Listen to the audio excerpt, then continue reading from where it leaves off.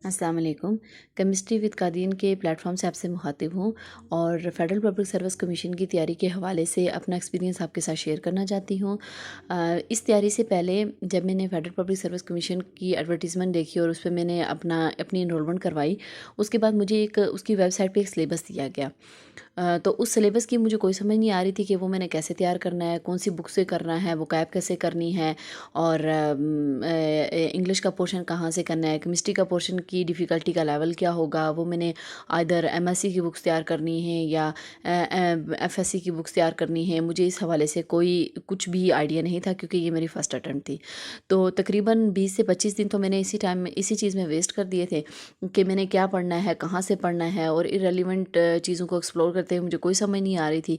तो मैं काफ़ी ज़्यादा परेशान हो गई थी और फेड अप भी हो गई थी, बल्कि मैंने छोड़ दिया था। मैंने कहा जब टेस्ट आएगा तो इसको देख लेंगे। तो लकीली माय गुड लक कि मुझे इस प्लेटफॉर्म का पता चला, तो मैंने सर से कांटेक्ट किया। अल्हम्दुलिल्लाह मेरी इस सेशन को ज्वाइन करने के बाद मेरी सारी क्यूरी सॉल्व हो गई थी। सबसे फ़र्स्ट ऑफ़ ऑल इस सेशन की जो ख़ुसूसियात है मैं आपके साथ डिस्कस कर रही हूँ। कि सबसे पहली बात तो ये है कि इन्होंने एफपीएससी का जो सिलेबस है उसके अकॉर्डिंग उसके अंदर रहते हुए इस पूरे सिलेबस को डिवाइड कर दिया था।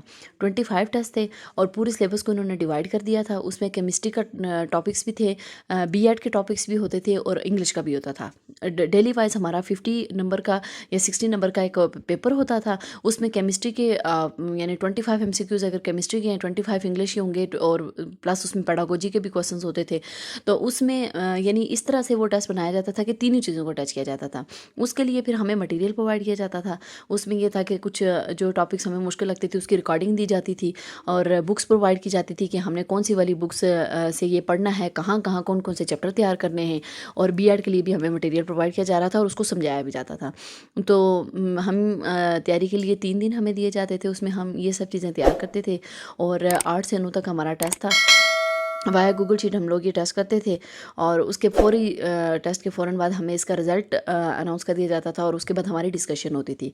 डिस्कशन हमारी इतनी प्रोडक्टिव थी कि उसमें हमारे जो टीचर्स हैं मैम सना कोसर और सर कामरान फ़ातेह, ये दोनों हमें बहुत अच्छा इन्होंने हमें उसकी डिस्कशन करवाते थे और उसमें तमाम की तमाम जो चीज़ें थी वो सब हमें रिवाइज़ करवाते थे। और उसमें रिवाइज़ करवाया और साथ ही साथ हमें ट्रिक्स भी बताई कि अगर कोई क्वेश्चन मुश्किल आ रहा है, कोई यूनिट कन्वर्जन आ रही है या कोई इस तरह की चीज़ है तो उसको कैसे सॉल्व करना है। ये सब चीज़ें हमें बताई हैं। हमारी जहाँ जहाँ में मसला आ रहा था, क्यूरीज आ रही थी, वो हमारी सॉल्व की हैं।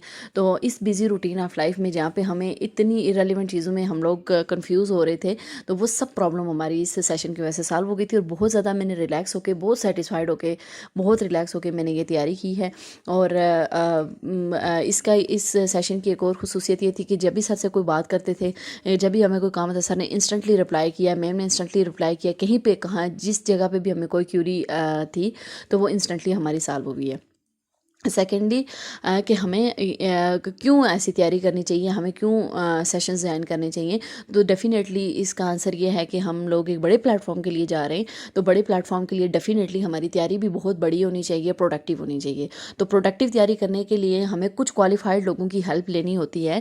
और जो क्वालिफाइड लोग होते हैं उनका एक्सपीरियंस होता है, उनका तजर्बा होता है, वो अपने तजर्बे की बुनियाद पर आपका टाइम वेस्ट नहीं होने देते और आपके वो जो 3 से 4 मंथ का टाइम होता है उसे बड़ा प्रोडक्टिव बना देते हैं। तो मैं बहुत थैंकफुल हूँ सर कामरान की और मैम सना की कि जिन्होंने हमें बहुत अच्छे तरीके से गाइड किया, हमें सारा मटेरियल दे दिया। ना सिर्फ हमें मटेरियल दिया बल्कि मोटिवेट भी करते रहे, तैयारी भी करवाई और हर लिहाज से हमें तैयार करवाया।